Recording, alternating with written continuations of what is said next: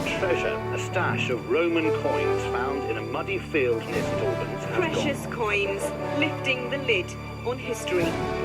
Thousands of years old and still glistening, almost luring experts to speculate on their story. The Sandridge Hoard, which I'm sure you will already have a fair amount of information on from Mark anyway. I'll just briefly go through the findings of it. I don't want to repeat too much, but when we were alerted via Mark to the hoard, we were very excited because we don't get many hoards to start with, certainly don't get many gold ones, but we were hoping that we would find everything in a container, something like this is the Scrooge Hoard from Somerset, and we were hoping we'd get a container with everything stacked inside, and that way we'd get a lot more information, potentially from the coins. You do find with some hoards that they are deposited and added to or subtracted from over the years, so you can get layers, you can get stratigraphy within these sort of deposits. And the Froome one was excavated in a block of soil and taken back to labs, and they went through the layers, and I think Julian knows more about it than me, but there are consistently different groups of coins that were circulating at different times. So we were hoping, not necessarily we'd get something as big as that, but we were hoping that we'd get something in sequence like that. Unfortunately, the site looked like it had been ploughed in the past, and the coins had got quite spread out. So this was about my main contribution to the actual detecting. I was trying to kick some of the leaves out of the way, drag my foot over the ground, and one came to the surface just there. So very, very spread through. Some of them were going down to about 40 centimetres. And when we were excavating, they were quite spread out, not really terribly closely packed. At first, we were actually wondering if they'd been redeposited, if somebody had almost shoveled them into another area, because they seemed so spread. I think it's just ploughing. What it did mean was that when we had a look for a container, we didn't have any joy. And the one thing we can say is they weren't in a ceramic vessel of any time, because if they'd been in a pot or a glass jar, we'd have found fragments of it, and we didn't. So they may have been in a bag, they may have been in a box, they may just have been in a hole in the ground, but the evidence for that did not survive. We cleared quite a wide area, and they were very spread across the area. And as I say, generally very spread out. There were one or two coins. Sorry, there's another one coming out. I think that might be one of yours. They were generally very spread out, but you can see on that one we have two stuck together. You can just see the two rims there, and we had two pairs that were still stuck together, and we had one which was three coins stuck together. So it does suggest that they were originally much more closely packed in some sort of container, but the vessel, well, whatever it was, had not survived, and at some point ploughing had sort of spread them, although they were in pretty good condition, as you can see. Just lifting them out of the soil, they came out in extremely good condition. The soil was quite dry, so it tended to fall away, and you could make out most of them very clearly. They are in really extremely good condition. They're not heavily circulated. They're sort of close to what you'd call mint, I think, really, for something like this. Oh dear, that one has come. That's just them laying on a table. We just spread them out. I was quite tempted to do a Scrooge McDuck and sort of dive into the pile, but we sort of resisted the temptation. So that's the group of the first 50 which were cleaned, and we got Kate, our photographer, to take photographs of those. So those have been cleaned up. We were told when we went back out the site with Mark and co that we shouldn't clean them any further, any more we took out, which is a bit ironic, because if there's one type of coin you could stick under the tap and just about get away with it, would be a gold coin. But the BM said, you know, being gold, being a soft metal, it's best to take them into the conservation lab and let them clean up. So the first 50 look fantastic, and the rest of them have still got some bits of dirt stuck on them, unfortunately. As you can see, like that. In general, we've got enough information to be able to identify them, though, because Salida of the 4th century, and that's what we're looking at. It's a Salida, well, a collection of Salida, and they're quite standardised in the images you get on the heads and the tails. There's not a lot of variation. which again, when we were excavating them, we did start to get a bit blasé about them. Another Honorius. Oh, another gold coin of Arcadius. How disappointing. Why can't we have somebody different? So the types tend to be a little bit standardised, but the hoard itself is very interesting. A bit more of a close-up that gives you some idea of the quality of the coins, that they really don't have a lot of wear and tear on them.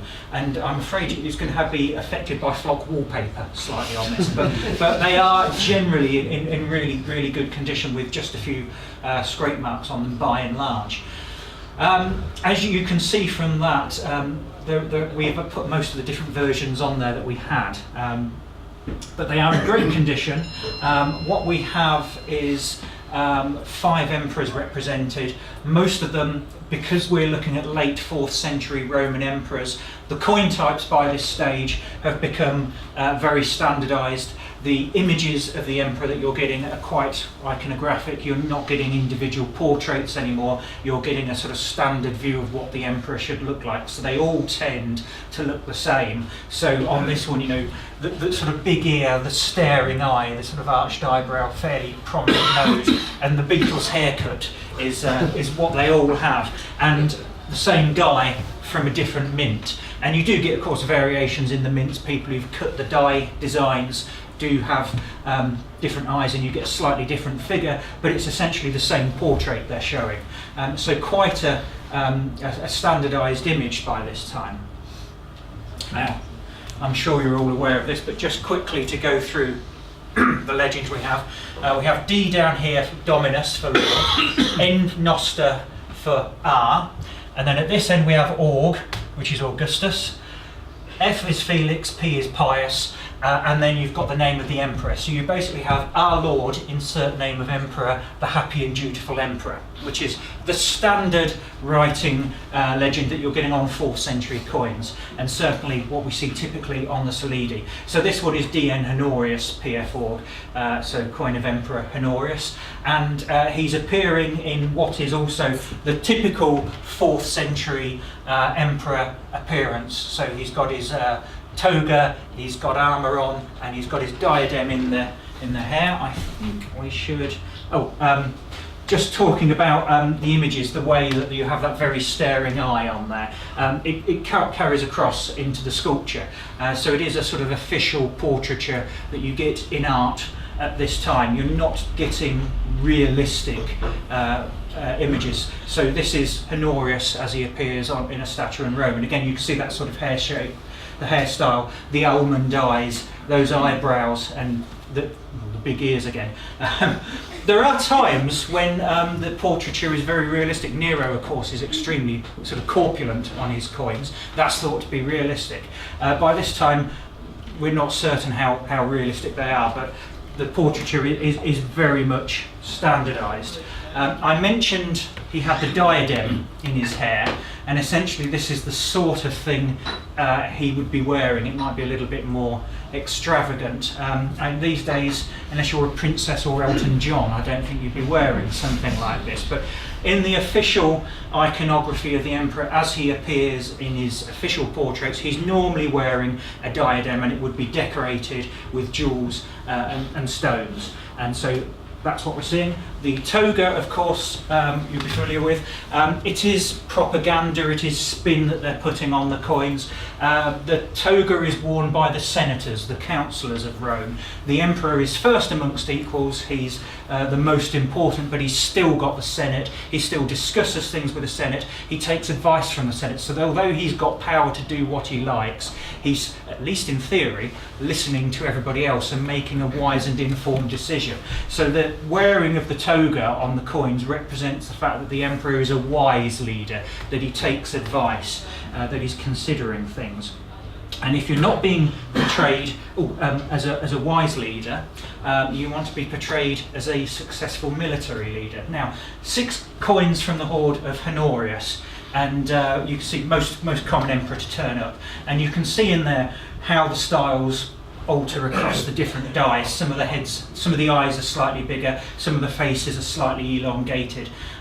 What you will notice is the legend is the same on all of them, that's absolutely standard, and the way he's portrayed is the same. So here's this sort of tiara, the diadem in the hair, the laurel wreath, the toga is worn draped around here, and then you can just see coming down here on the shoulder epaulets, and this is part of the military armour that you often see on emperors as well. And here is one of the emperors in their standard I'm a little teapot pose that they tend to go for, and he is wearing, well, ignore the toga which he's still got draped around it, but he's got the cuirassed body armour that picks out the pectorals. He's got the sort of the army skirt on, and here you can see on the shoulders the epaulets coming down. So what you have on that coin just coming through here is the cuirassed body armour, and emperors generally either show themselves as being a wise leader or a successful military leader, and very quickly they realise that actually they can show themselves as a wise and successful military leader. So they wear the toga and then they wear the armour underneath it.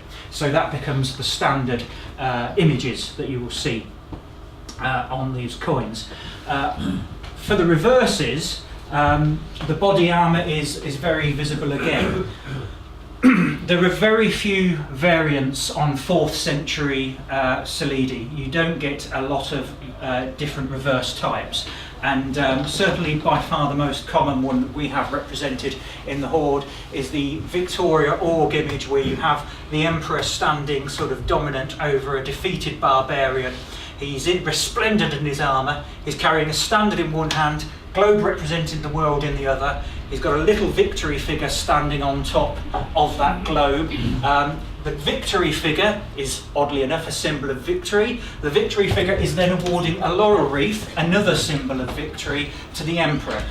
So their propaganda is not necessarily subtle, but the message, I think, is, you know, this emperor is victorious, stick with this guy, he knows what he's doing, he's going to win in battle.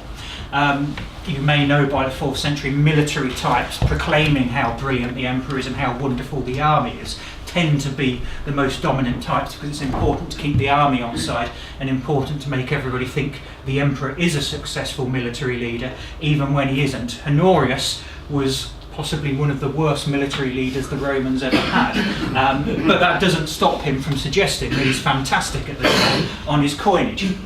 So that's the typical imagery you get. What is great about these coins, though, is that you can make out all sorts of the details, because you can see the sort of the body armour coming down to the bottom here. You can pick out those epaulets still on the top. They're wearing a laurel wreath in their hair, again another symbol of victory. And what I like is that he's wearing sort of shin guards. He's got the armoured greaves on his legs, and you can see the ties coming down off the back where he's tied them around the back of his leg. So the detail on these coins is particularly good, and the fallen barbarian is quite a good little image as well, because you can actually make out on the detail of these that he's got long curly hair, he's got a beard, and he's wearing a tunic. And these are very small figures, you know, they're only a couple of millimetres across really, they're not huge, and they're still managing to get quite a lot of detail onto these. So very good quality coins as they're produced, first of all, and secondly surviving in very good quality conditions in the ground.